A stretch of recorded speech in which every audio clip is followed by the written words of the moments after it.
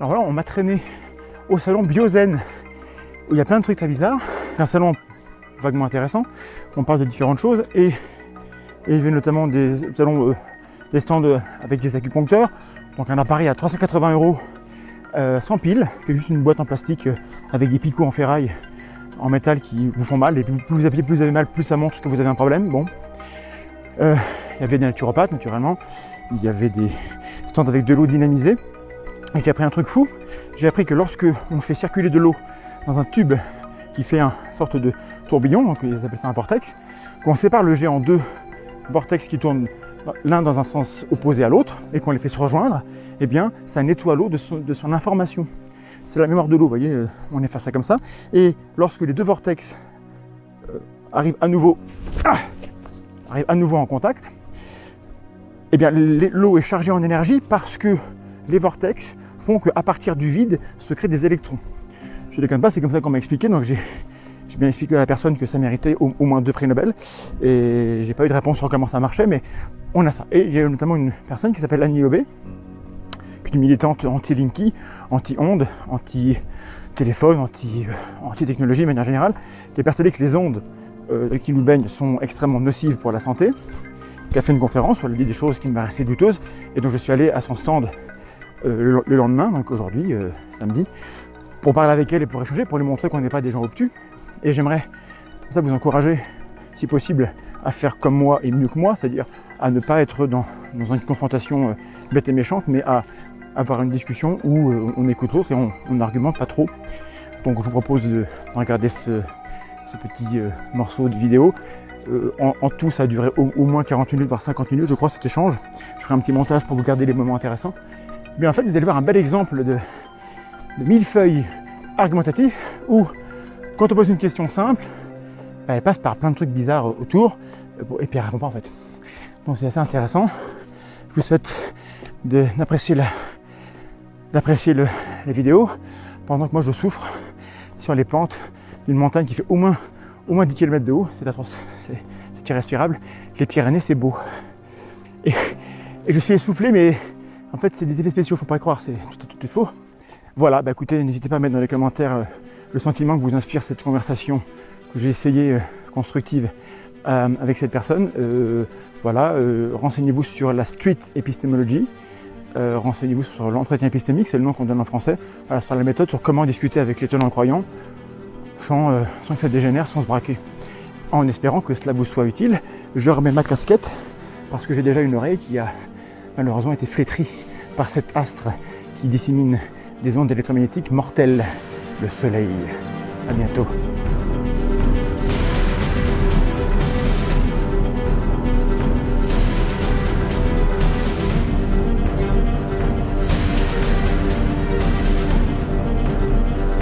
Téléphone sans fil, oui, de la maison. Téléphone de maison sans fil. Portatif, oui. Portable maison, voilà. Donc, il émet dans cette gamme qui est quand même très, très courte, disons de 30 à 1900, il émet à 250 milliwatts. On sait que c'est peu. Alors ce que j'ai fait, c'est que j'ai demandé à ce radioastronome qui s'appelle Éric Gérard, l'Observatoire de Paris, je lui ai demandé de calculer la différence entre ces 250 milliwatts et le bruit ambiant naturel à la surface de la Terre. C'est 100 000 milliards de fois plus puissant que le niveau ambiant naturel à la surface de la Terre. Une onde ne peut pas traverser un obstacle dont la taille est supérieure à la longueur d'onde. Par exemple, on a 12 cm le Wi-Fi, c'est arrêté par un mur d'une épaisseur de 12 cm. Mais nous, notre peau, elle a une épaisseur beaucoup plus fine, donc le Wi-Fi nous traverse, nous transperce, comme si on n'était pas là, si vous voulez. Donc on n'est pas prévu évidemment pour être transpercé par son, puisque en dessous de 5 MHz, il n'y en a pas du tout à la surface de la Terre. C'est zéro, ça c'est aussi Monsieur Gérard qui me l'a dit. En dessous de 5 MHz, c'est zéro, il n'y a rien du tout. Et donc, quelqu'un m'a dit, oui, mais on n'est pas non plus prévu pour être dans des voitures, ou dans des trains, ou avoir des vêtements, ou des lunettes. Sauf que, en fait, si vous avez... Bon, ces ondes, elles pénètrent dans notre corps, d'accord ? Si vous avez une voiture ou un train qui va rentrer dans votre corps, Là, vous allez vous apercevoir. Si vous avez un vêtement qu'on utilise pour vous stranguler ou pour vous faire un garrot, vous allez vous apercevoir. Si votre frange de lunettes, au lieu de la mettre là, vous la mettez dans l'œil, vous allez vous apercevoir. Donc, la seule raison pour laquelle on peut penser que c'est la même chose avec une voiture et d'être transpercée par ses ondes, c'est qu'on ne perçoit pas ces ondes. Et si on ne les perçoit pas, c'est qu'elles n'étaient pas, elles ne nous précédaient pas. C'est l'heure de finir? Ah, dépassé, d'accord. Ah, ben je ne peux pas regarder. Voilà, donc on va s'arrêter là. Vous voulez faire quoi? Je sais pas, c'est... Oui, c'est possible? Ah, bah bien sûr. Ça, c'est pas un gros mètre. Un gros Est-ce mètre. que vous enregistrez là? Oui, j'essaye. D'accord. Vous enregistrez quoi exactement? Bah, ça filme et j'ai du son, mais le son va être pas terrible, mais voilà. Donc vous filmez ça? Oui. Ok. Donc je m'appelle Annie Lobé, je suis journaliste scientifique. Et donc j'ai acheté en 2004, je crois, un Ghostmètre à Ed Lipper, qui est le scientifique américain qui a publié avec Nancy Berthemer la première étude qui montrait un lien entre les leucémies infantiles et les sous-stations qu'ils appellent en anglais, c'est-à-dire les postes de transformation électrique. Comment ils ont procédé? Nancy Berthemer, je l'ai eu au téléphone, ainsi que Ed Lipper, donc c'était des gens très intelligents, n'est-ce pas? C'est eux qui ont inventé l'étude cas témoin. Donc c'est un Ghostmètre qui mesure en milligauss, donc un champ magnétique de fréquence de 50 Hz. Malheureusement, il a été endommagé dans un transport, mais il y a une des fonctions qui subsiste, c'est la détection, en fait, il rend audible tous les champs magnétiques de basse fréquence entre 40 et 10 000 Hz. Ici, on voit qu'on n'entend pratiquement rien. Ça veut dire qu'il y a un niveau de pratiquement zéro. Et la différence, par différence, vous posez le téléphone portable là. Et vous voyez donc le champ magnétique émis par, vous entendez correctement, le champ magnétique émis par ce téléphone qui est donc en fait. Désolé. Bon, d'accord. Bon. Alors ensuite, On laisse. on va faire l'expérience. Vous allez passer un appel. Elle fait Là.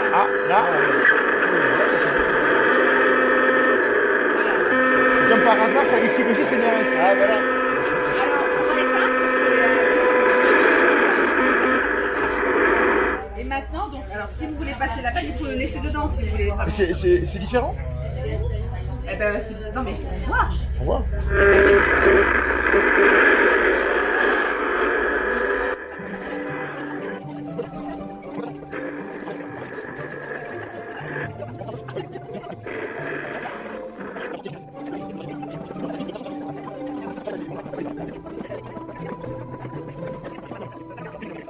Alors, l'instrument, c'est le HF32G de GHz Solution, qui a un spectre compris entre 800 et 2500 MHz. C'est les micro-ondes, vous êtes d'accord? La téléphonie... Bon, on est 2005, hein, la téléphonie. 2004, 2005. Voilà, ça dépend si c'est la 4G ou la 3G, mais bon, en tout cas, c'est bien compris là-dedans, ainsi que le Wi-Fi, d'ailleurs, qui est à 2450.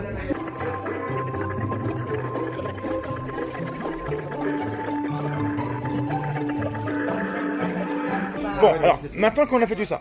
Alors, on peut essayer maintenant le mode avion. Non, mais on est d'accord. Mais c'est intéressant. Allez, essayons le mode avion. Excusez-moi, c'est des mesures, on ne peut pas savoir ce que ça donne avant d'avoir mesuré. J'essaie le mode avion, ça y est, le mode avion. Et moi, je veux bien admettre que même en mode avion, ça émet. Ça me dérange pas d'émettre. En mode avion, ouais, en principe, les micro-ondes s'arrêtent. Voilà. Ça, c'est ce que j'ai vu.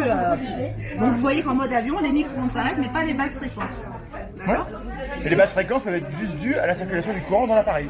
C'est pas qu'il émet, c'est que comme le courant circule, ça émet un champ. On est d'accord? On est d'accord. Vous ne comprenez pas moi, dans la matière tout ça. Bah si. Ah non, non, c'est pas estimer la matière. Je C'est pas baisse. pour être mis en ligne. Je sais pas. Ah non, non, ça, je vous interdis de me mettre en ligne. Vous m'avez dit, ah bon. Moi, personnellement, mon visage. D'accord. C'est dommage que vous ne m'ayez pas. Bah ça filme là. Hein, c'est bon. Oui, d'accord, mais enfin, je veux bien que vous filmiez mes mains. Et tout bah ça, je vais mais pas mettre. le visage. Ok. Vous enlevez tout ce qui est visage, d'accord? Parce que moi, je ne suis pas. Qu'est-ce que ça nous montre? Alors attendez, j'étais en train de discuter quoi pour vous? Oui, mais vous voulez Là, sur lui, vous voulez nous faire ça une fait conférence 10 complète? mètres. Bah oui, mais c'est bien, mais. Et d'où ça vient alors? Parce que ça veut dire que. C'est peut-être le bouquin qui met des ondes. Alors votre livre est dangereux. Bah là, c'est marqué ondes électromagnétiques, du coup il détecte que ça parle de ça. moi, ce qui m'intéresse, j'aimerais aller au bout du propos parce que jusqu'à présent, j'ai rien à redire. Admettons. Non, mais attendez, il y a un truc que je comprends pas. Ah Là. oui, mais moi, Pourquoi ça continue d'émettre alors qu'il est directionnel et que là, il n'y a rien? peut-être qu'il marche mal. Peut-être qu'il marche mal. Mais de toute façon, regardez tout à l'heure, enfin, ça variait, même avec le téléphone, entre 0 et 2000.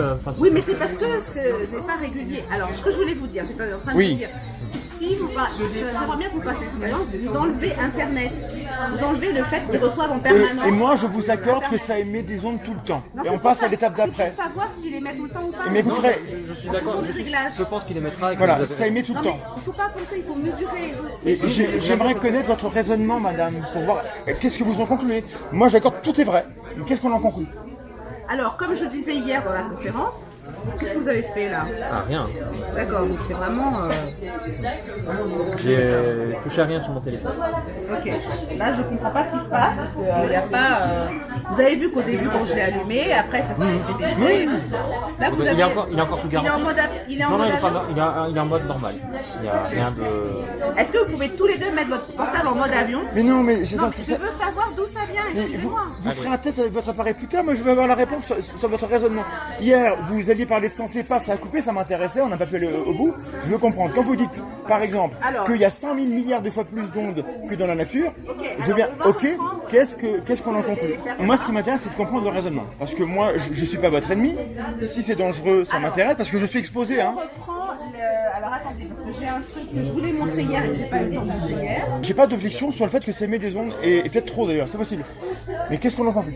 Alors donc, pardon, ce qui est important, c'est que, alors comme je disais hier, on n'est pas prévu pour être exposé à ces fréquences puisqu'elles n'existaient pas avant nous. Ça s'appelle un appel à la nature, ça m'intéresse pas, c'est pas un argument. Attendez, la vie s'est développée sur Terre dans des conditions très précises, par exemple au niveau de la radioactivité. C'est-à-dire que quand la Terre s'est formée il y a 4 milliards d'années, le niveau de radioactivité était très élevé et il a fallu attendre à peu près 3 milliards d'années que la radioactivité descende pour que la vie, sous Non. la forme sur laquelle elle existe aujourd'hui, apparaisse. Les cellules eucaryotes, Ah non, non. elles sont apparues il y a 1 milliard d'années à peu près. Ouais, oui, mais c'est pas à cause de la radioactivité. Non, ce que je dis simplement, c'est que les conditions dans lesquelles la vie s'est développée, c'est un niveau de radioactivité N. Oui, mais assez élevé d'ailleurs. N. Donc, qui avait énormément baissé depuis 3 milliards d'années. Si vous voulez. Bon. Pour les ondes, on s'est développé dans des conditions d'exposition N, qui sont donc, on a vu hier, 100 000 milliards de fois plus faibles qu'un téléphone de 250 milliwatts. Hein. Donc, c'est une condition dans laquelle la vie s'est développée. Voilà pourquoi j'explique que on n'est pas prévu pour être exposé. Mais Ça peut avoir votre des phrase, dégâts. elle a un présupposé Des dégâts dans que. le sens. Ouais, il y a un présupposé qu'il y aurait des conditions qui sont optimales. Non, c'est des conditions qui sont compatibles avec la vie. Ça veut pas dire qu'elles sont optimales, elles sont compatibles avec la vie. On était exposé pendant des milliards d'années à tant de radiation, donc on peut supporter. C'est compatible. Ça veut pas dire qu'on est fait pour ça, mais c'est Moi, je dis, compatible on avec. est prévu pour ça. Et, parce et que je vous dis que on est adapté à ça. on est adapté à ça, admettons. Adaptation. Donc ces ondes qui nous transpercent dans les conditions que j'ai Alors expliquées. transpercer, c'est compliqué parce que non, on est traversé. On est traversé, oui. Ouais. On est traversé. Vous avez dit transpercer 20 fois hier, j'ai pas relevé, mais transpercer, ça implique qu'un ballon qu'on transperce, c'est compliqué. Un ballon que vous traversez avec de la lumière le traverse, il est pas perturbé. Donc le mot transpercer, sémantiquement, il est chargé Je aussi. suis d'accord avec vous, il est peut-être inexact puisque transpercer ça indique peut-être une blessure. Bah voilà. D'accord. Donc alors. Mais traverser, très bien. Mais transpercer quand même. Je vais vous dire pourquoi. Par exemple, quand je parlais de ça avec un médecin, elle me dit oui effectivement, si je frotte ici pendant 1 an ou 2, je vais développer un cancer. Bon. Si, en tout cas, il y a une chose qui est sûre, c'est que la Il y aura une blessure toujours. voilà, une blessure. Et donc, ces ondes, quand elles nous traversent, elles nous aussi provoquent des blessures dans les Pas cellules forcément. intérieures. Non, pas forcément. Alors, comment ça se passe? J'ai écrit donc, à partir Pour qu'il y ait blessure, il faut qu'il y ait interaction entre le rayonnement et les molécules qui sont touchées. Tout à fait. Alors c'est là où on vient à l'effet sur les ions calcium. Alors 99% du calcium que nous avons dans le corps est fixé dans les os et 1% libre dans les cellules d'entrer et de sortir sous l'effet de différents agents. Et en même temps, ces ion calcium accomplit différentes fonctions. Il y a un chercheur qui s'appelle Berridge, qui est britannique, un spécialiste des ions calcium, qui a publié une étude dans laquelle il identifie plus de 150 processus dans lesquels sont impliqués les ions calcium et les transferts calciques. C'est super important. En termes de communication cellulaire, le calcium est hyper important. Tant mieux, vous connaissez les ions calcium, ça me rassure. Et notamment dans les cancers, la voie calcique, elle est impliquée souvent. Donc je suis d'accord. Et alors donc ce qui se passe, c'est que de même que la compression cellulaire provoque un efflux d'ion calcium, une sortie des ions calcium, de même, toutes les ondes électromagnétiques ont ce même effet de provoquer la sortie des ions calcium. Par ma connaissance. Alors ça a été documenté par Rossaday, Carl Blackman, et donc il y a des études nombreuses, publiées principalement dans une revue qui s'appelle Bioélectromagnétique. Et comment je me suis intéressée à ça, c'est parce qu'un chercheur français qui s'appelle Bernard Verret, dans une communication qu'il a faite à Jussieu en 1991, a dit la phrase suivante: l'un des effets les mieux étudiés en bioélectromagnétisme et les flux d'ion calcium provoqués justement donc, par soit des micro-ondes, soit... Oui, à quelle dose?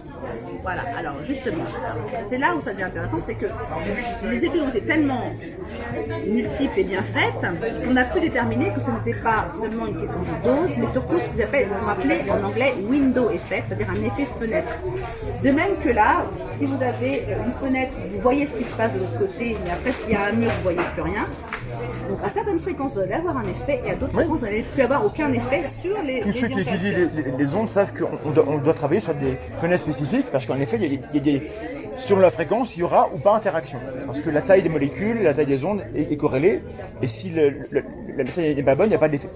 Le modèle qu'ils ont utilisé, c'est Awake Cat Cerebral Cortex et Rat Cerebral, non, embryo, Chico-embryos. Donc ça veut dire donc, le cortex cérébral de chat éveillé et d'embryon de poulet. Brain tissue in vitro, ça il en a fait beaucoup, mais il m'a dit qu'il avait utilisé 60 000 œufs pour ses études. D'accord. Il y a aussi eu des études sur le vivant. Alors, Rossaday m'a expliqué, quand je lui ai téléphoné, qu'en fait l'origine de ces études, c'est que c'est de la recherche aérospatiale. Comme ils devaient envoyer des organismes vivants dans l'espace, ils ont voulu voir quel effet avait la fréquence de 400 Hz qu'ils savaient qu'il allait avoir dans les instruments de bord. Et alors je ne sais pas pourquoi ils sont arrivés aux ions calcium, parce que je me souviens plus ce qu'il m'a dit, ou peut-être que j'avais pas assez de connaissances pour comprendre, mais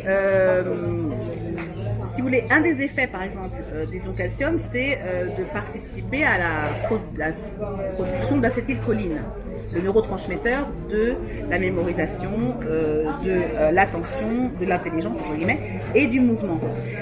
Il y a une des études qui était faite, par exemple, sur les portables, qui montrait, en exposition de courte durée, une augmentation de la vitesse de réaction sous exposition. Donc, on peut supposer qu'il y a eu plus d'acétylcholine qui a été sécrétée, parce que réaction plus rapide. Je ne sais pas si c'est ça. On ne peut pas le dire, mais on peut supposer. C'est une hypothèse que je fais. Enfin, je ne sais pas comment ils sont arrivés aux ions calcium, si vous voulez. J'ai vu une étude qui montrait, par exemple, sur un seul ion calcium, l'effet d'un seul ion calcium suffit pour faire battre le cœur d'une grenouille. Donc les ions calcium, c'est très très sensible. Hein. Ça a un impact important, mais est-ce que c'est sensible à des fréquences de faible intensité? C'est pas sûr. Tout à fait. Alors, ce qui se passe, c'est que les études, en fait, sont claires. Si vous exposez à des ondes de forte intensité, une durée brève suffit pour provoquer un échauffement. Oui. D'ailleurs, j'ai vu les premières études complètement horribles qui ont été faites. On a mis des chiens vivants dans des fours à micro-ondes jusqu'à ce que mort s'en suive pour étudier. Et on a vu qu'il y avait des créations de points chauds avec des endroits qui étaient complètement carbonisés, d'autres qui étaient intacts. Je suppose qu'ils étaient anesthésiés, j'espère. Je ne sais pas. C'est déjà grave, bon bref. C'était avant les années 70, il n'y avait pas... Donc ça c'est la première chose. Après il y a d'autres études qui ont été faites qui ont montré des effets athermiques qu'on a appelés spécifiques. Ce sont ces effets qui sont contestés par les CNIRP notamment, mais payés par les industriels, payés par ceux qui veulent aussi utiliser ces ondes comme des armes, comme Brooks Air Force par exemple, il y a pas mal d'études mensongères là-dessus, avec, je ne pas les noms. Mais parce que moi du coup j'ai étudié l'effet des ondes de ces fréquences-là sur des levures, sur des cellules. Alors j'ai regardé la littérature, et justement on traquait les effets non thermiques. C'est des cellules... Les levures, c'est des cellules eucaryotes aussi. Oui. Donc il y a de long calcium. D'accord, ok. Et on n'a rien pu montrer. Et dans la littérature, il y a quelle fréquence alors 2400. 2,4 gigas. C'est la fréquence des téléphones. Et Et c'est qui est-ce qui a publié ça? ça n'a pas été publié. J'ai fait le travail et dans l'équipe, ça s'est mal passé. Donc, voilà. Mais, C'est vous qui avez fait le travail.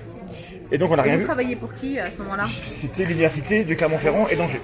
Alors à Clermont-Ferrand, ils ont montré un effet sur les tomates. Je me souviens Je plus sais, du nom. bah c'est Angers, c'était mon chef. Il a montré un effet sur les tomates. Il a montré des effets sur les Il a tomates. publié C'est ça. vrai, c'est vrai. Est-ce que Il a c'est reproductible?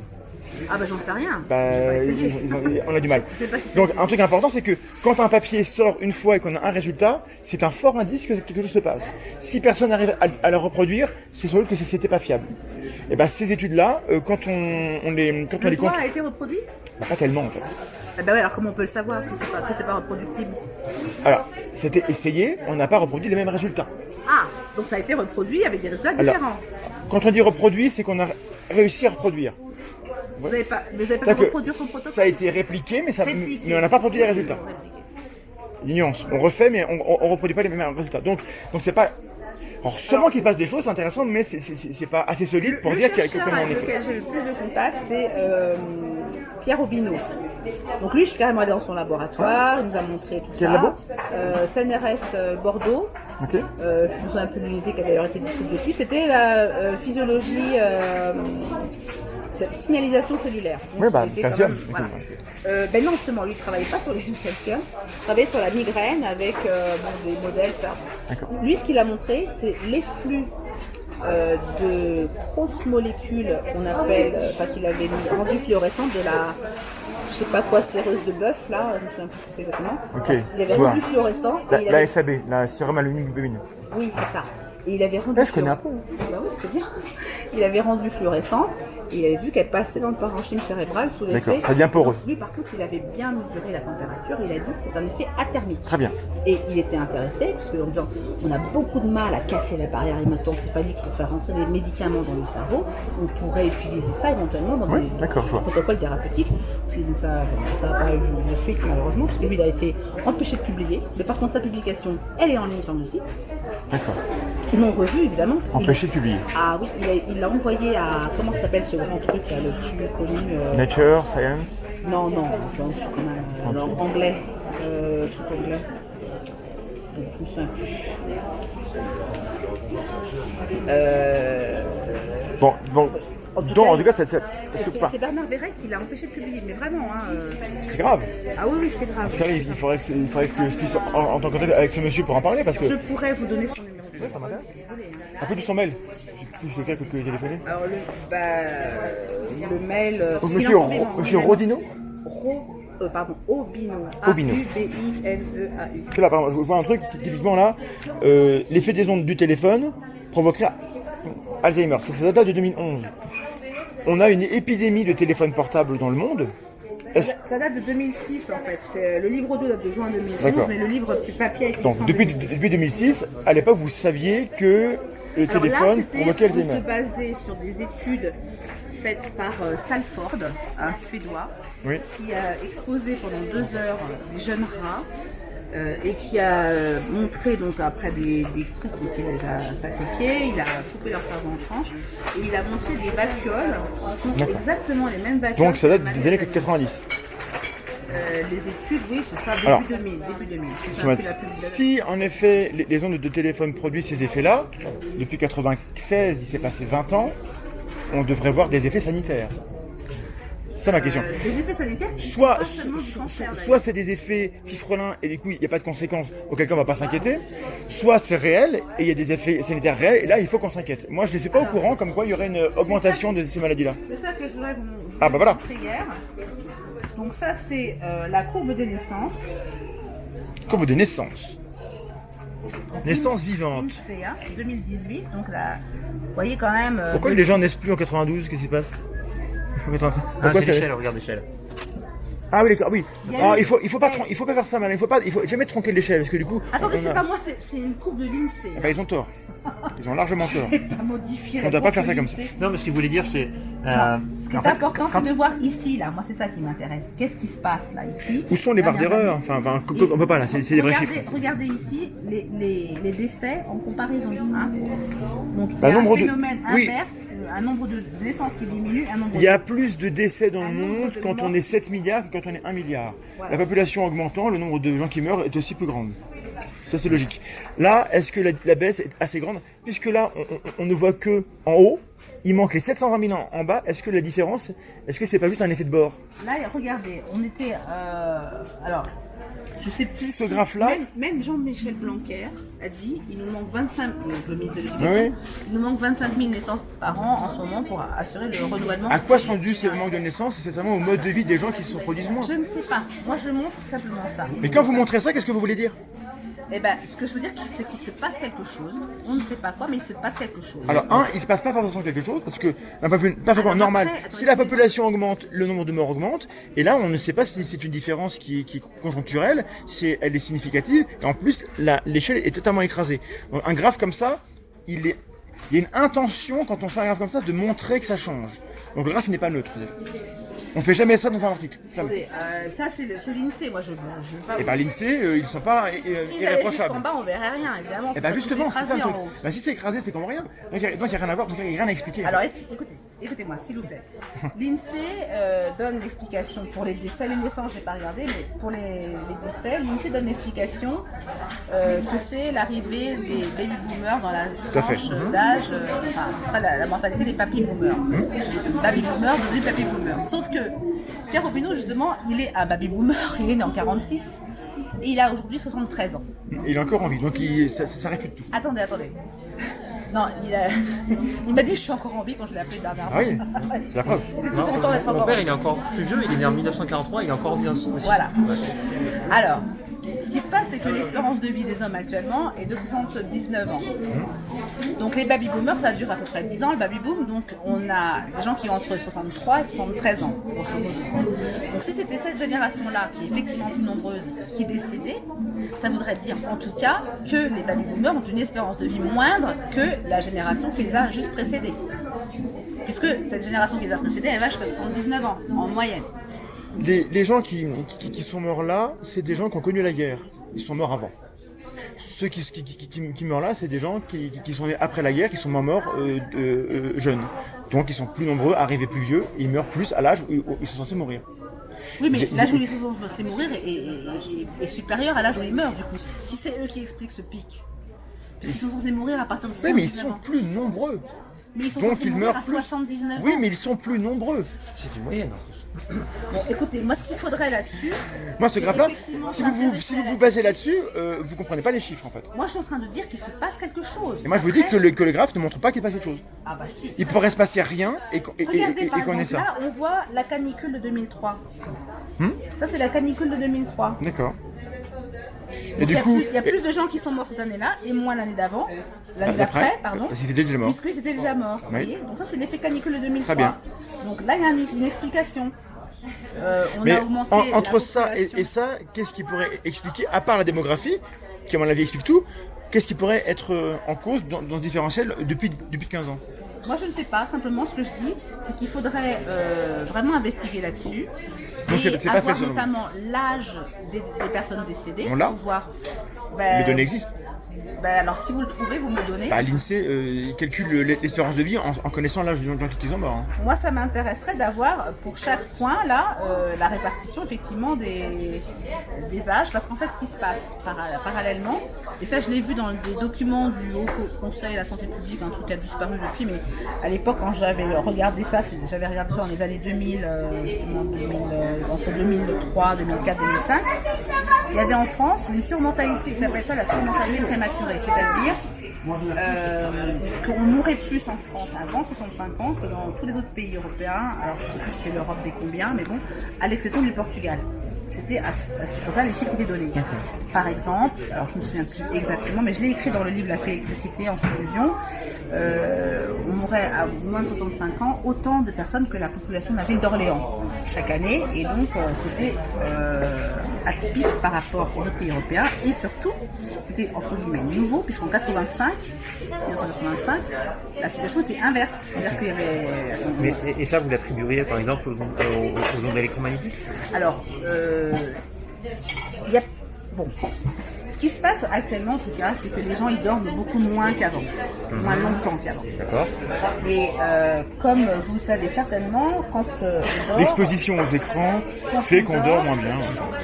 Quand on dort, le sommeil est induit naturellement par la mélatonine, qui elle est par contre détruite par les écrans. Je filme juste la... Détruite par les ondes électromagnétiques, donc, et par la simple lumière également. Premièrement, la mélatonine a des effets anticancéreux, prouvés in vitro, in vivo, et également par études cliniques sur l'homme, puisque il a été montré que des personnes atteintes de cancer avaient des taux de mélatonine moindres. Là, c'est corrélation, ok, d'accord. Bon. Alors, in vitro, c'est une étude très intéressante de Blask, je ne me souviens plus son prénom, je crois que c'est Edouard.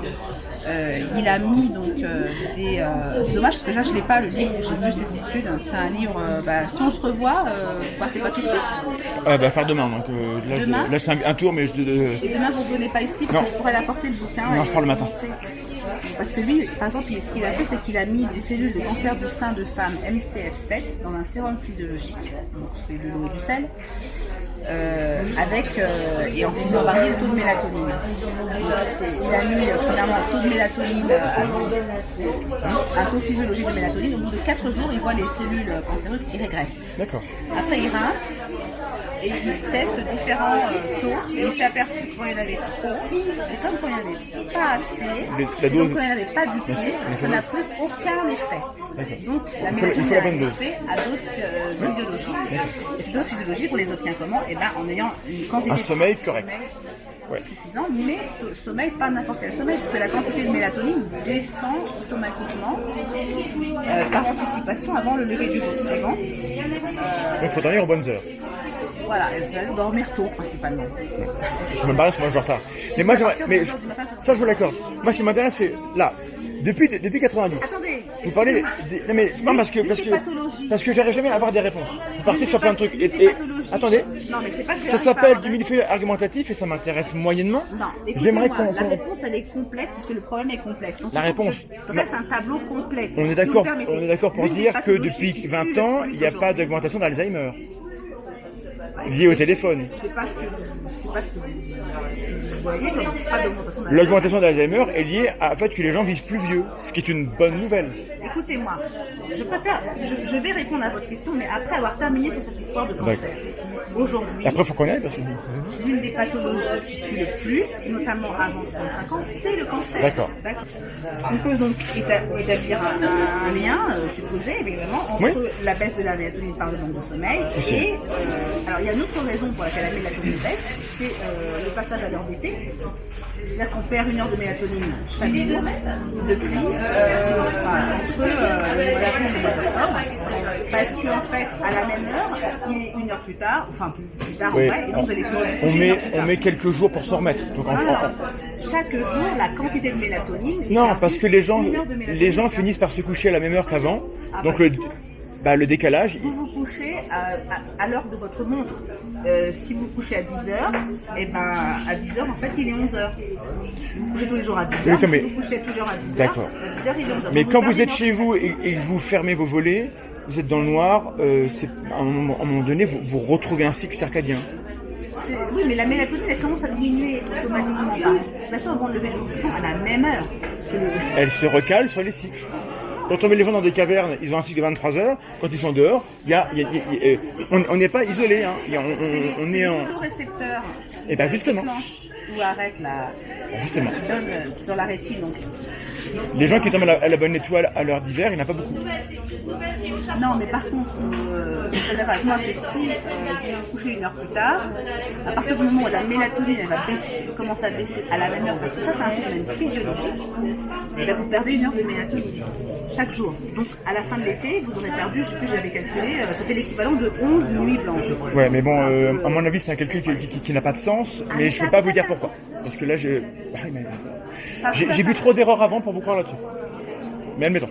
Non, mais alors, vous pouvez faire les calculs vous-même. En tout cas, moi, C'est pas un problème de calcul, c'est un problème de est-ce que ça a du sens de comparer des heures cumulées de sommeil en moins. Est-ce que ça a du sens? Non, ce qui est sujet à caution, c'est quand je dis c'est l'équivalent de 11 nuits blanches. C'est ça. D'accord. Voilà. Mais bon, c'est quand même, c'est pour dire voilà le nombre d'heures. Ça a sûrement un impact dans la semaine où on change, ça je vous l'accorde absolument. Ça, et le reste. tout l'été. Bah, Enfin, je bref, sais pourquoi pas. je dis ça? Parce qu'en fait, ça a commencé en 75, je crois, cette histoire de d'heures d'été et heures d'hiver. Et puis 10 ans après, on a vu commencer à fleurir les cancers. Ah bon? Et oui. Et donc, comme on estime que 10 ans, c'est à peu près la période jusqu'à laquelle arrive un cancer, je m'interroge. Donc sur le changement d'heure serait un facteur aggravant dans la prévalence des cancers. Et ça, mais pas seulement. Parce que Et je l'apprends ici. Parce qu'il ne se passe pas que le problème du fait que la mélatonine est anticancéreuse. Quand on dort moins, ce qui se passe, c'est qu'il y a tous les processus de réparation cellulaire. Le système immunitaire est moins efficace. Mais est-ce que pendant toute la séquence où on est en heure d'été, est-ce que les gens dorment moins bien vraiment à cause de ce décalage-là? C'est pas qu'ils dorment moins bien, c'est qu'ils ont moins de mélatonine dans leur sommeil. Parce qu'ils se couchent une heure plus tard. Il y a en des... plus, en France, Est-ce qu'il y a... il y Alors, attendez. Est-ce qu'il y a des données qui montrent que dans les pays où on passe à l'heure d'hiver, les gens ont moins de mélatonine que dans les autres pays? Ça pourrait être un élément qui dirait, ok, est-ce qu'on a ça? Alors, je pense pas. Eh ben alors faites-le, trouvez-le, fouillez-le, demandez-le, parce que ça pourrait être... Tiens, vous devriez Voilà. faire des études comme ci, comme ça. C'est vrai que du coup, il devrait y avoir des... Est-ce que tous les pays sont passés à l'heure d'été, à l'heure d'hiver, à ce changement-là en même temps? Parce que si c'est pas le cas, ça veut dire que suivant les pays, on devrait observer des différences au niveau des Oui, cancers. mais en France, on a 2 heures d'écart puisqu'on avait déjà 1 heure d'avance. On a gardé depuis l'heure allemande. Vous vous souvenez de cette histoire? Non, mais c'est vrai qu'on est décalé. Alors on est décalé parce que en fait, quand la France était sous domination allemande, elle est déjà passée à l'heure allemande. D'accord. Donc, alors, par contre, vous voyez ce qu'on voit, c'est beaucoup de cancers en Bretagne. En Bretagne, ils subissent encore plus ce décalage. Ils sont plus à l'ouest. D'accord. Mais voilà. donc ça, vous le savez, qu'il y a plus de cancers en Bretagne à cause du sommeil. Non, c'est à cause du sommeil. Quand J'ai pas dit que c'était à cause du sommeil. quelqu'un qui vous écoute et qui n'a pas la prudence que moi j'ai, va dire, elle vient de nous dire que à cause de la mélatonine, on a le cancer. Ah oui, ça je le dis. Ça, vous pouvez Bon, alors, dire donc que ça, je l'ai dit. donc vous- À cause de, bon. pas à cause de la mélatonine, à cause de la Comment vous le savez? À cause du déficit en mélatonine. Comment vous le savez? Parce que l'intégralité de la preuve scientifique existe. Notamment, Comment savez que moi je le sais pas? Non, Et mais que quand- personne ne le sait, et que personne dit, écoutez, vu qu'il y a des cancers, on va arrêter ce décalage de l'heure d'été. Parce que quand il y a un débat sur l'heure d'hiver et l'heure d'été, jamais personne ne vient dire qu'il y a un problème avec la mélatonine. Je l'ai jamais entendu. Oui, c'est vrai. Mais vous Bizarre. savez, j'ai envoyé mes publications à... Donc ça n'a pas dû tous les convaincre les gens journalistes. qui Je sais pas s'ils les ont écoutés, je sais pas si j'ai envoyé... Parce que sincèrement, si c'est vrai, à on est Christophe tous Wade, concernés. Hein. À Christophe Wade, le directeur du CIRC, bien sûr qu'on a discuté, directeur du Le CIRC, CIRC, pour lui faire une observation par rapport... Le cirque, en général, ils ne se font pas prier Il m'a pour dire qu'un truc est répondu- cancérigène. Il m'a Hein. répondu qu'il était content de la façon de fonctionner. J'avais fait une critique sur un des chercheurs qui était dans le groupe d'études sur justement les champs de radiofréquence. Donc c'était René de 16 en disant qu'il avait des liens d'intérêt et qu'il n'avait pas déclaré les mêmes D'accord, dans c'est autre un chose, groupe et ok. dans l'autre. Et il m'a dit on a des bonnes Est-ce qu'il y aurait des liens d'intérêt? Est-ce qu'on peut soupçonner qu'il y ait des gens qui soient corrompus pour nous forcer à passer à l'heure d'hiver? Et autant il y a des trucs que je peux comprendre. passer à l'heure d'hiver ou passer à l'heure d'été. Je sais pas, j'ai du mal avec les deux concepts. C'est lequel qui pose problème? C'est l'heure d'été? L'intérêt... Le décalage négatif, c'est en été? Oui, bien D'accord. sûr. Donc, L'intérêt Qui aurait intérêt? L'intérêt que le gouvernement, la raison pour laquelle il est passé à l'heure d'été, Économie d'énergie. c'était pour éviter, je crois, la pollution du soir, parce que les voitures étaient... C'était pas surtout ce que les gens allument leur lumière le matin ou pas. En fait. C'est tout ça. Et l'économie revient à la consommation d'une ville comme Orléans. C'est marrant, on revient à cette Mais échelle-là. en fait, c'est Orléans qui est un peu le centre. C'est un- mais J'ai fait ma thèse là-bas. Hein. Comme par hasard. C'est fou, hein.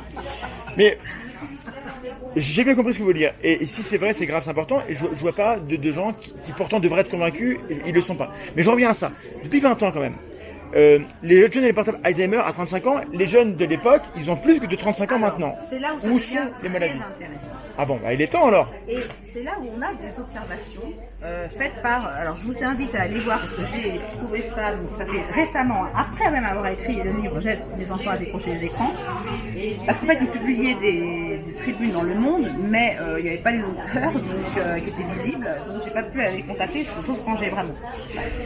Donc, allez voir les avis et alertes des professionnels de la santé de l'enfant. C'est pas Alzheimer qu'on voit chez les enfants d'aujourd'hui, mais ça y ressemble, c'est-à-dire qu'ils n'arrivent plus à... Bon, je vous donne un exemple qu'elle donne, donc c'est le docteur Annelise Ducanda. Moi je m'intéresse... Ah, du Canada, ok. Je m'intéresse aux enfants d'il y a 20 ans, Attendez, mais laissez-moi vous expliquer. Vous me dites, qui maintenant ont plus que 35 ans. je vais y arriver, d'accord? Excusez-moi D'accord. de prendre un peu des... Ah oui, mais ça des prend beaucoup de temps. circonvolutions. Les enfants d'aujourd'hui qui sont exposés aux tablettes n'arrivent plus à apprendre à parler. Elle explique, par exemple, comprendre les questions simples comme... Est-ce que Madame Ducanda fait autorité et a publié Attendez, des travaux? Parce qu'elle écrit des bouquins, elle fait des conférences. Madame Ducanda, je ne l'ai pas vue convaincre beaucoup de monde. S'il vous plaît. Eh ben déjà, elle a convaincu au moins 3000 professionnels qui font le même métier qu'elle de signer une charte qu'elle a proposée avec son collectif. Donc c'est déjà les gens qui sont sur le terrain, contactent les enfants, ils voient tous la même chose, c'est-à-dire entre 2 et 4 enfants par classe qui n'arrivent plus à... qui relèvent de la MDPH, c'est-à-dire qui ont besoin d'une AVS. Relève de la MDPH, c'est-à-dire qu'ils sont handicapés, Oui, hein, on est d'accord. Et donc l'explication qu'elle donne, enfin pas l'explication, mais l'illustration qu'elle donne, parce que ça permet de bien comprendre. C'est un enfant de 4 ans à qui elle demande, elle montre un dessin de petit garçon avec les pieds nus, avec une paire de chaussures à côté. Elle demande à l'enfant de lui dire à qui sont les chaussures. Et l'enfant de 4 ans répond bleu. Pourquoi? Parce qu'il a appris les couleurs avec la tablette, mais il n'a pas eu assez d'interaction avec ses parents pour comprendre les questions qu'on lui pose. J'ai vu hier le livre TV lobotomique, qui est très bien. En effet, la télé ou les tablettes ne remplacent pas une interaction avec les adultes. Ça, je suis totalement d'accord. Quel rapport avec les ondes? Il y a TV, alors le rapport, il y a TV lobotomie, Oui, effectivement. il ne dit pas un mot sur les ondes. Hein. Il dit c'est dangereux de ne pas interagir avec les enfants. Il a totalement raison, je le rejoins. Il dit même pas ça, il dit... Il dit ça rend con et on perd du vocabulaire. Toutes les études, Oui, j'ai lu. à chaque fois il a vu des effets. Alors, Est-ce qu'il parle des ondes? pas du tout. On est d'accord. Et d'ailleurs, quand je l'ai fait, il m'a dit les ondes, c'est pas mon sujet. Voilà, il a bien raison. Mais c'est le mien, excusez-moi. Oui, Et mais alors, lui, il est convaincant. Quand les écrans deviennent neurotoxiques, donc elle, c'est Sabine Duflo qui fait partie aussi Je connais pas ça. du collectif D'accord. d'Annelise Ducanda, avec des médecins. Donc elle est psychologue clinicienne. Et donc, elles ont fait les mêmes observations.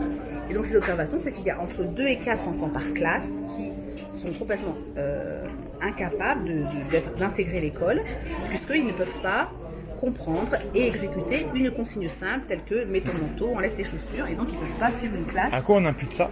Alors justement, eux ils ont fait l'expérience parce qu'à force, si vous voulez, en psychologie, vous recevez les parents, et donc ce qu'elles font, c'est qu'elles demandent aux parents, racontez-moi la journée. Et donc elles se sont aperçues que beaucoup de ces enfants-là étaient sur écran du matin D'accord. au soir. Alors, je fais une parenthèse quand même. Donc, attendez, excusez-moi. Vraiment, moi, je suis d'accord avec vous, les écrans sont dangereux. Attendez. Les ondes, Excusez-moi. vous nous parlez des ondes et là, vous mélangez les deux registres, c'est pas possible.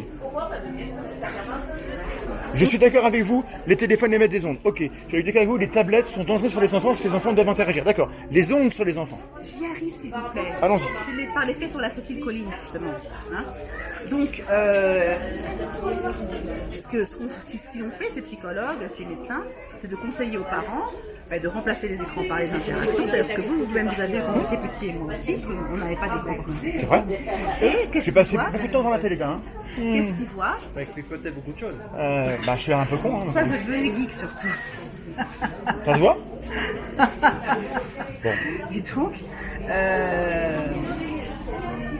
quand les enfants arrêtent d'être sur écran, qu'est-ce qui se passe? Eh bien, leur développement reprend de façon parfois spectaculaire. Et en tout cas, c'est rapide, et d'autant plus rapide qu'ils sont jeunes. Quoi.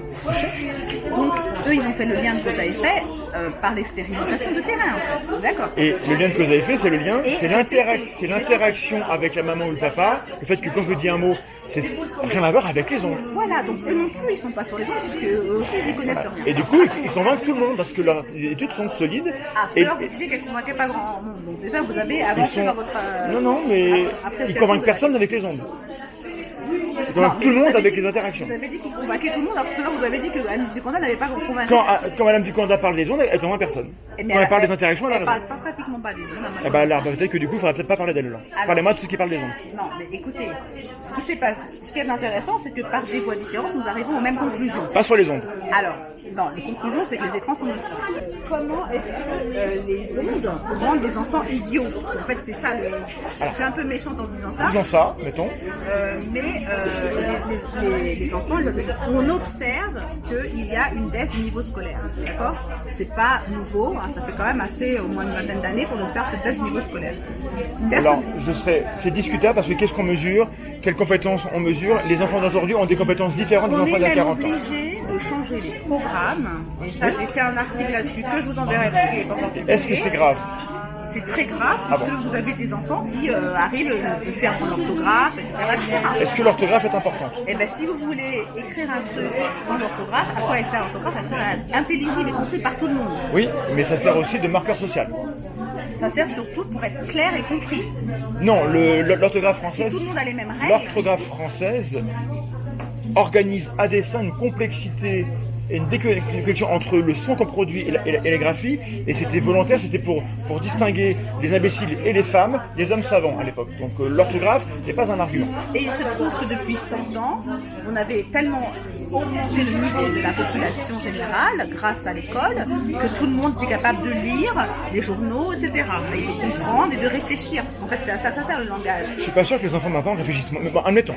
Eh ben, vous parlez souvent avec des jeunes. Moi, je parle beaucoup avec des jeunes parce que je me déplace pas mal par les transports. Et donc, c'est des en commun.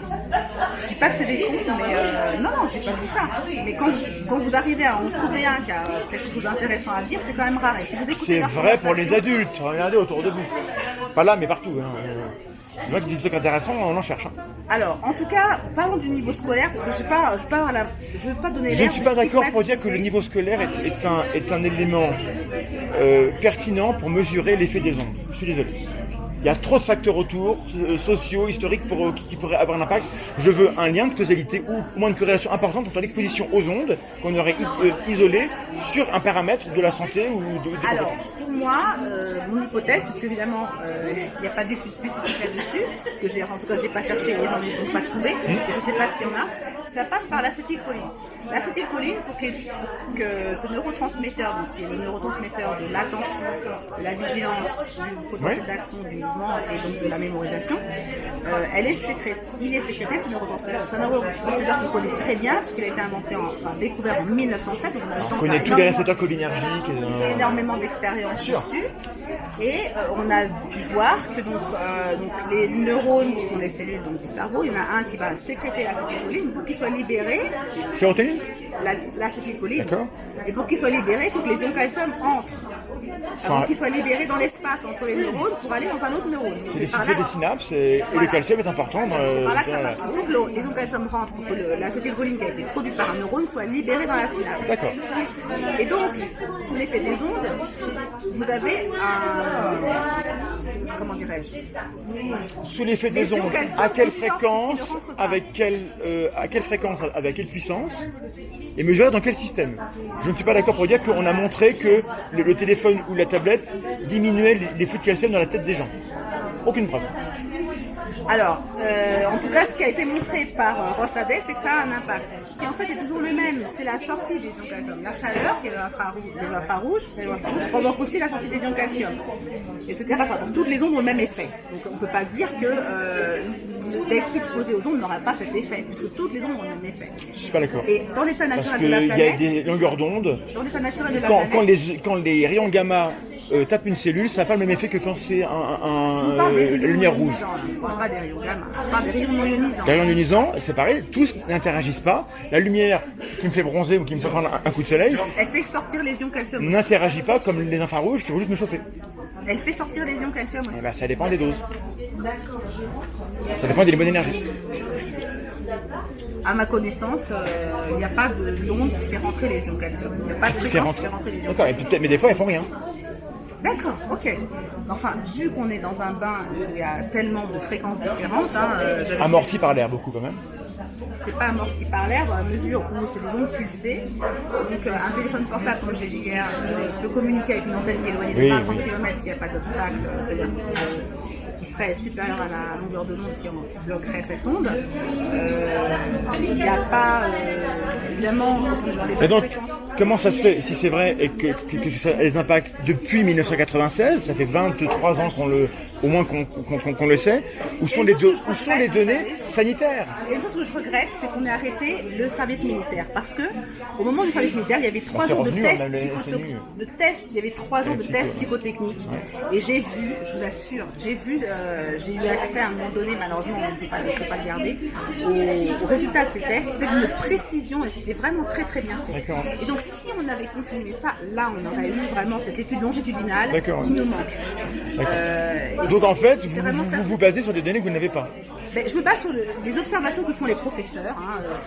Quand un professeur vous dit les élèves sont devenus inintéressants, il y en a un ou deux par classe qui est intéressant. Alors, il y a quelqu'un qui disait les jeunes d'aujourd'hui n'ont plus aucun respect, savent plus apprendre, ils sont trop des nuls. Socrate, 2500 ans. Avant aujourd'hui. De tout temps, en fait, les gens. Non, moi je pensaient vous que parle les d'un générations- professeur qui est déçu par les élèves.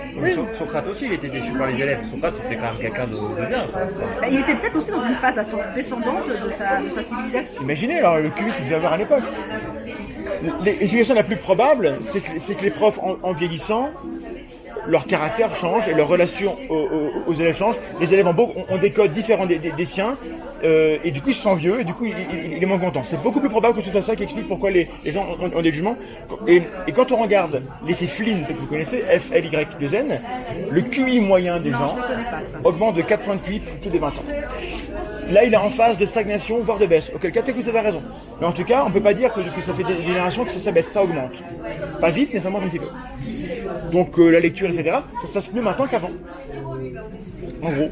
Et ce qui m'intéresse, c'est qu'entre là, parce qu'en plus vous le vendez encore, donc si vous y prenez encore, un truc qui date 2011 et 96, où sont les effets qu'on devrait voir? Ça prédit des effets. Est-ce qu'on les voit? Il y a un autre critère de quantité d'acétylcholine qu'on a dans le corps.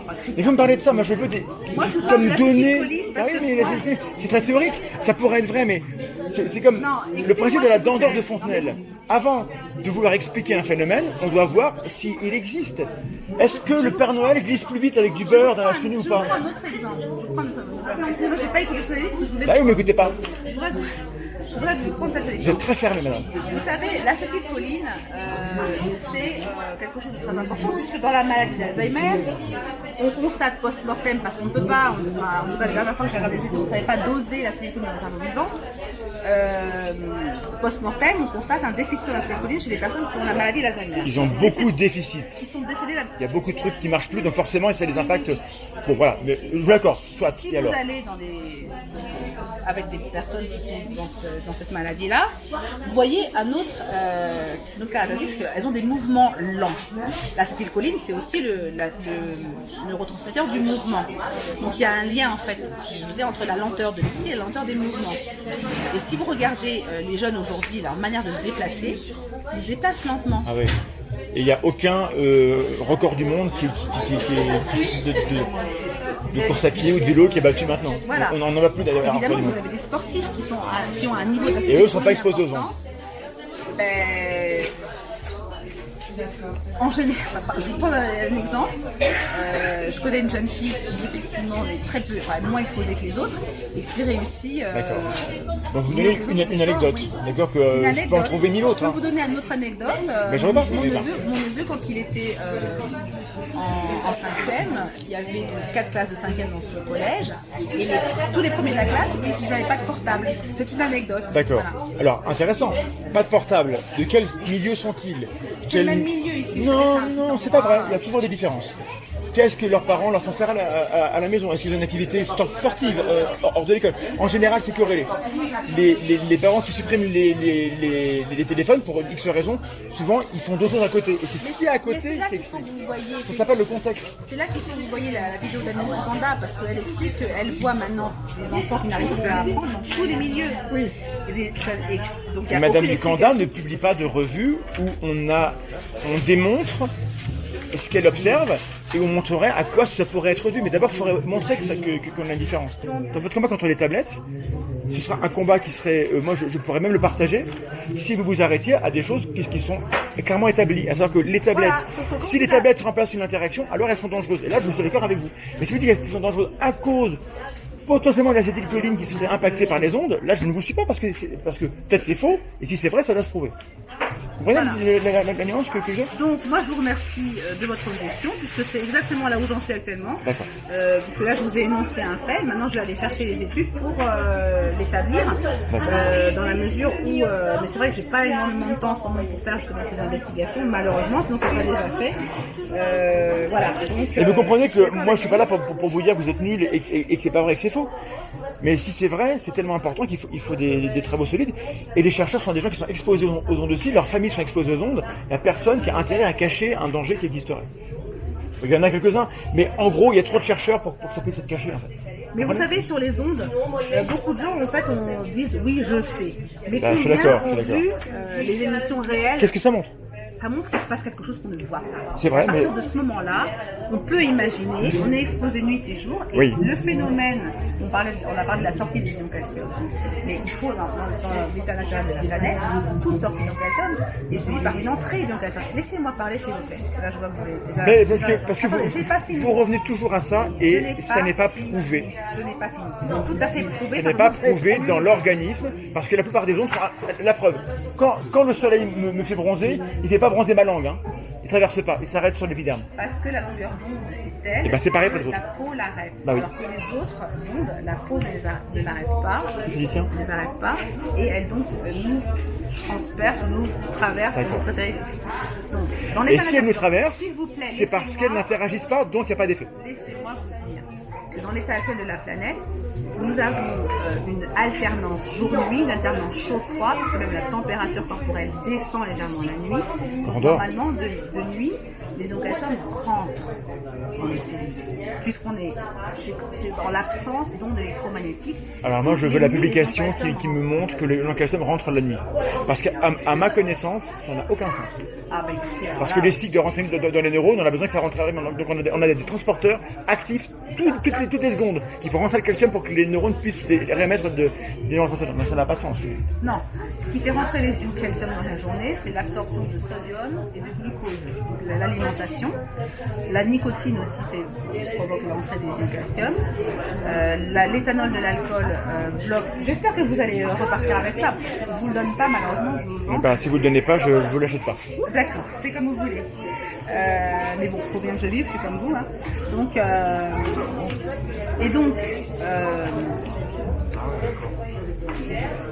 toute sortie d'ions calcium doit être compensée et au moment de la mort, tous les ions calcium sortent des cellules. Voilà. Donc c'est pour ça que quand on est exposé à des ondes qui provoquent la sortie permanente d'ions calcium, est-ce que c'est censé vouloir... D'accord. Ah non, c'est ça, d'accord. Donc dès que les ions calcium sortent, on s'approche de la mort. Donc il faut arrêter les neurotransmetteurs. Dès que vous transmettez un signal nerveux, les calciums rentrent. Il faut avoir un cycle qui permet Donnez-moi la référence qui me dit que la nuit, les ions calcium rentrent dans les cellules. Comment dirais-je? Par exemple, alors, si je vous le dis, c'est je l'ai lu. Alors, je ne sais plus laquelle c'est, par contre. Mais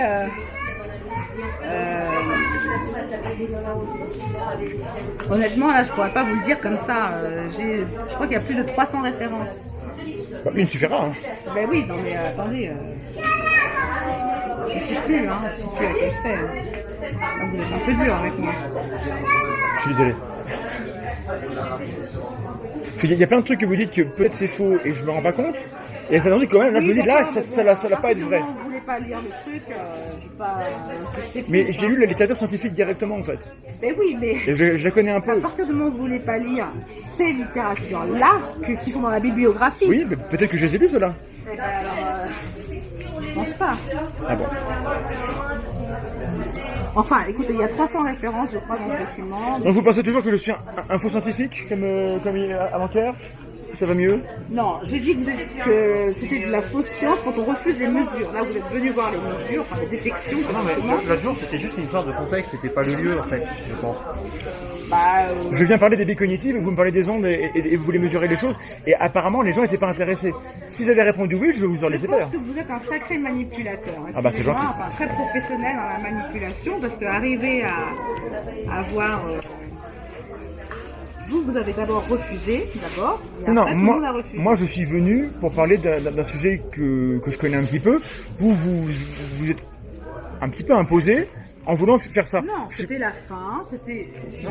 Non, il y avait des questions. C'était la fin, il y avait des questions qui étaient... Si moi je m'étais levé pour dire moi je veux parler des biais parce que ça m'intéresse. Les gens sont pas là pour ça, ils s'en foutent, donc j'ai pas fait. Vous comprenez? Ben oui, mais parce que les biais... Alors, les biais, ça dépend aussi des croyances. Donc, ce que je voulais juste démontrer, c'est qu'on a des croyances que, pour l'instant, rien n'est prouvé. Mais aussi, si on voyait... Je veux dire, si, par exemple, moi, je n'ai pas de téléphone portable. Pourquoi? Parce que je suis équipée de cet instrument depuis donc, au moins 14 ans, 15 ans. Et si tout le monde avait vu au même temps que moi ce que j'ai vu, il y aurait peut-être plus de gens qui n'auraient pas de portable, vous voyez, parce que... Et il y aurait peut-être pas moins de cancer. Ah ben alors ça, alors si vous lisez bien les études de Michel Desmurget, Oui. il y en a une... C'est vrai qu'il y a un impact sur la santé, mais c'est un impact social encore. Elle n'est pas dans ses bouquins, celle-là, puisqu'elle est parue après. C'est une étude que je cite aussi, le fait de regarder la télévision diminue l'espérance de vie de 21 minutes. D'accord. Chaque heure passée dans la télévision diminue l'espérance de vie. C'est un peu fort, mais admettons. Et quelle est... D'accord, mais c'est une étude. J'aimerais bien qu'il y ait un consensus dessus. Que c'est un impact négatif, je l'accorde. La quantification me paraît douteuse. Mais surtout, quelle est la chaîne causale? Et donc, moi, c'est ça. Est-ce que selon vous, c'est des gens qui vous disent on meurt, on vit moins longtemps à cause de la télé, à cause des ondes de la télé, ou est-ce que c'est à cause du fait que on n'est plus casanier, on bouge pas, on fait moins de sport et on a moins d'interaction sociale? Selon vous. Ce qui va réduire la vie, c'est d'avoir trop de sorties d'ion calcium par rapport aux entrées. Donc vous êtes monocausal, c'est que le calcium qui est en cause. À mon avis, c'est un petit peu... non, mais pourquoi je dis ça? Parce que de toute façon... Le monde est plus compliqué que ça, vous savez.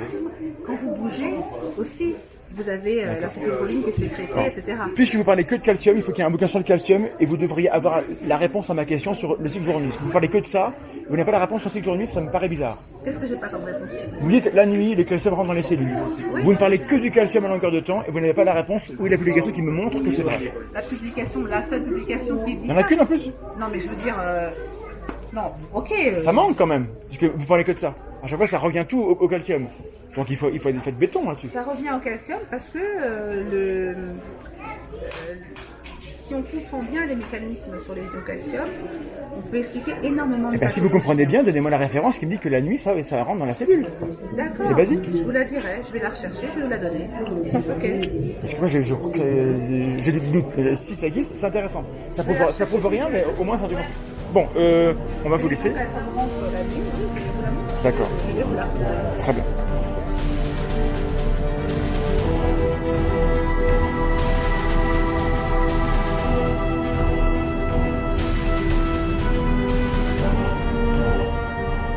Alors voilà, je propose un petit débrief de ce qu'on vient de voir ensemble. Cette conversation que vous avez vue a eu lieu dans un contexte particulier, et c'est le contexte qui conditionne ce qu'on peut attendre et espérer d'une conversation. Donc là, qu'est-ce qui se passe? C'était un lieu public, bruyant, pas forcément extrêmement calme. On a été interrompu plusieurs fois.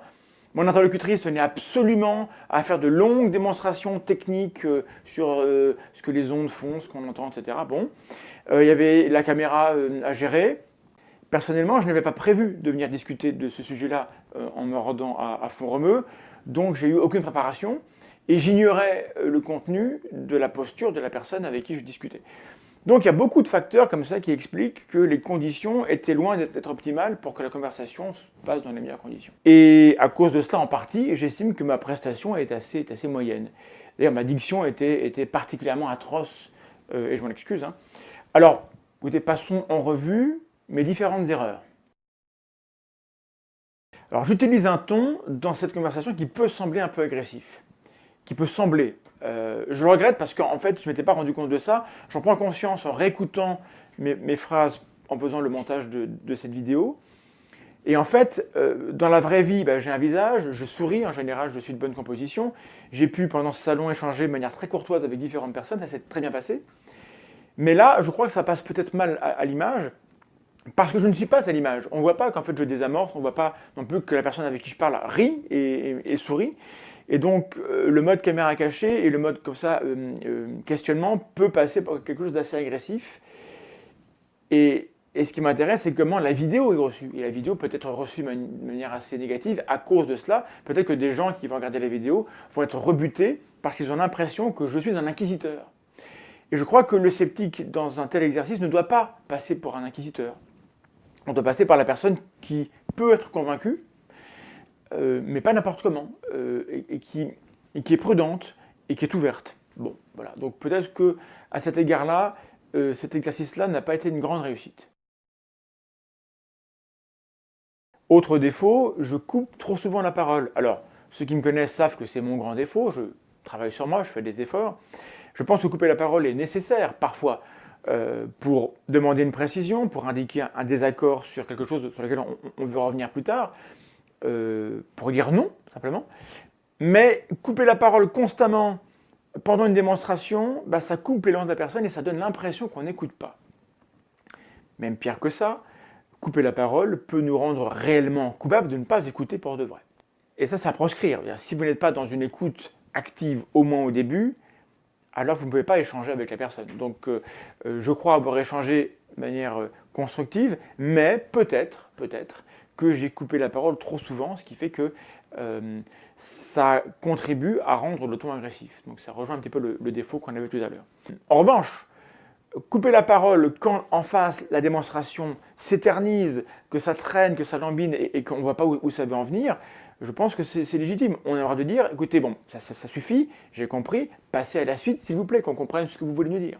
Ce que j'ai fait ici, est-ce que je l'ai bien fait? Je me pose la question. Voilà pour les deux gros défauts, je crois, que j'ai eu pendant cette discussion. Bon, alors je n'ai pas été que nul et atroce durant cet échange, je crois, et je pense avoir réussi quelques petites choses qu'il faut viser. Je crois avoir expliqué à chaque fois pourquoi un argument ne me convainquait pas et dit pourquoi en fait la thèse ne me semblait pas valide. J'ai reformulé ce que je pensais avoir compris de manière à pouvoir vérifier que la personne en face de moi est d'accord avec ce que je reçois de ce qu'elle me dit. Ça c'est hyper important, c'est le cœur d'un tel échange, d'un débat. Et en réponse, elle a eu l'occasion de compléter, de préciser, de corriger sa manière de dire. Mais l'intérêt ici, c'est d'avoir une vidéo que je mets sur YouTube, qu'on peut partager, qu'on peut regarder. Donc l'intérêt, c'est d'avoir un échantillon taille réelle de comment se déroule, ou comment peut se dérouler, un échange avec une personne qui tient une thèse et veut la vendre, et le fait à l'aide d'un argumentaire mitraillette. Vous avez pu constater qu'on n'a pas le temps de s'arrêter sur les arguments. Elle vient avec un argument A, je lui explique que l'argument A ne me convainc pas pour telle et telle raison, paf, on passe à l'argument B directement. Et on le fait ça 5-6 fois, donc au cours de l'heure qu'a duré l'échange, on a passé en revue beaucoup plus d'arguments qu'on ne pouvait en discuter sérieusement pendant ce laps de temps. Et ça, cet effet d'empilement, ce millefeuille argumentatif, il laisse une trace dans le cerveau, après l'échange, qui est que, quand même, elle avait beaucoup d'arguments. Et si vous ne faites pas attention à mesurer la qualité des arguments, vous retenez que la quantité, et parfois le cerveau s'en contente, et donc on se dit « Oh, il n'y a pas de fumée sans feu ». Et cette idée de « il n'y a pas de fumée sans feu », elle est à l'avantage des idées fausses, défendues mal, avec plein d'arguments pourris. On peut imaginer des millions d'arguments pour défendre une idée stupide. Ça ne rend pas l'idée intelligente ou vraie. Et donc c'est le piège du millefeuille argumentatif.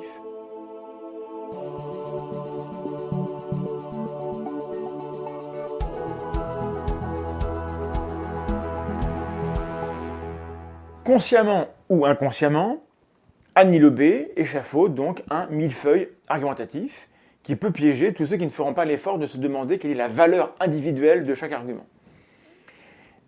Et ça marche, c'est très efficace.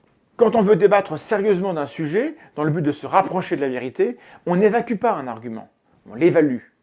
Et donc je pose la question, que vaut l'argument du déficit de mélatonine qui serait dû au passage à l'heure d'été?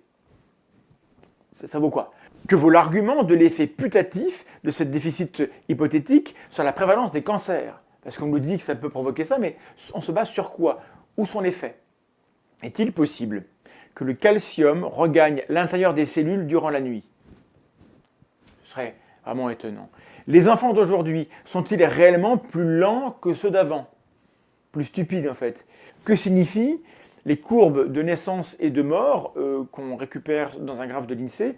Qu'est-ce qu'on croit pouvoir en dire? Mais surtout, qu'est-ce que l'INSEE en dit? Si les graphes montraient une anomalie, l'INSEE l'aurait dit, ce sont ces graphes.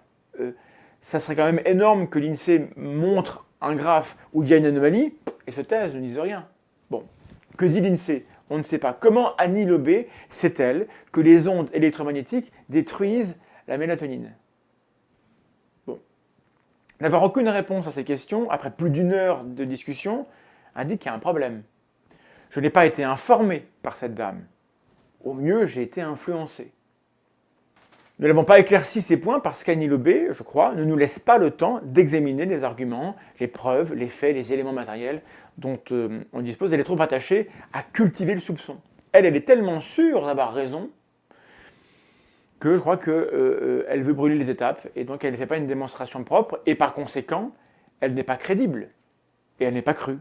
Et elle va avoir comme réaction de penser que les gens ne veulent pas la croire parce qu'ils sont motivés par ceci ou cela. C'est assez pénible. Lorsqu'on dispose comme ça d'arguments solides et qu'on tient une thèse qui est vraie, alors on doit être en mesure de déployer une démonstration qui est convaincante. Je n'ai pas la science infuse, je n'ai pas le fin mot de l'histoire, la vérité absolue sur l'effet des ondes sur les vivants, mais ce que je sais, c'est que la méthode utilisée ici, pour me convaincre, n'est pas une méthode honnête, où on se base sur des connaissances pour établir des relations entre des faits et démontrer une thèse. Ici, on a une succession d'hypothèses, de scénarios, qui s'appuient sur des appels à l'ignorance, sur des interprétations, sur des extrapolations. Et je souligne que la personne qui fait tout ça accuse ses contradicteurs d'être des faux scientifiques, et moi je serais un manipulateur. C'est pas très bon esprit, c'est pas très charitable, c'est pas super engageant. C'est pas gentil. Le plus important pour moi, le message principal que j'aimerais diffuser avec cette vidéo, et je pense l'avoir montré, c'est que lorsqu'on est face à face, en vrai, à quelques centimètres d'une personne qui est très très différente de nous, on peut avoir un échange argumenté, plus ou moins, poli, courtois, on peut se contredire, on peut remettre en question la manière dont la personne raisonne, sans s'insulter. Dans cet échange, qui a duré pas mal de temps, il n'y a pas eu de sarcasme, et il y a eu quasiment, sauf à la fin, quasiment aucune accusation. Un échange où il n'y a ni sarcasme ni accusation n'est pas un échange perdu. Quand on est derrière son clavier confortablement chez soi, on s'autorise parfois à balancer sarcasme et accusation, et je suggère que c'est ça le problème. C'est pas tellement le fait que la personne en face de nous, elle croit un truc bizarre, elle a quand même bien le droit de le faire. Le problème, c'est que on peut rien espérer obtenir si tout ce qu'on a à lui balancer, c'est sarcasme et accusation. Ça marche dans les deux sens, hein, okay, les sceptiques et les croyants. Si votre seule contribution à la conversation est de balancer une blague, une moquerie, vous moquer de la tête des gens, insulter, balancer un gif rigolo, etc., globalement, vous perdez notre temps et le vôtre, et on a mieux à faire que ça, en fait. Donc, je vous conjure, ne perdez pas votre temps à commenter cette vidéo si c'est pour être mesquin, parce qu'en plus, on vous lira à peine. Aux autres, je dis merci pour votre temps, votre attention, pour votre soutien, pour les efforts que vous déployez pour aider les uns et les autres et vous-même à mieux comprendre le sujet dont il est question. Je remercie ceux qui vont participer en apportant des sources, en expliquant des choses, plutôt qu'en jugeant, parce que ce sera plus utile pour tout le monde. Voilà, j'ai terminé. Alors, en commentaire, dites-moi si vous appréciez ce type de format avec des conversations difficiles, si vous avez envie qu'on recommence, et si vous avez des suggestions de personnes ou de lieux où on pourrait aller faire ce type d'entretien.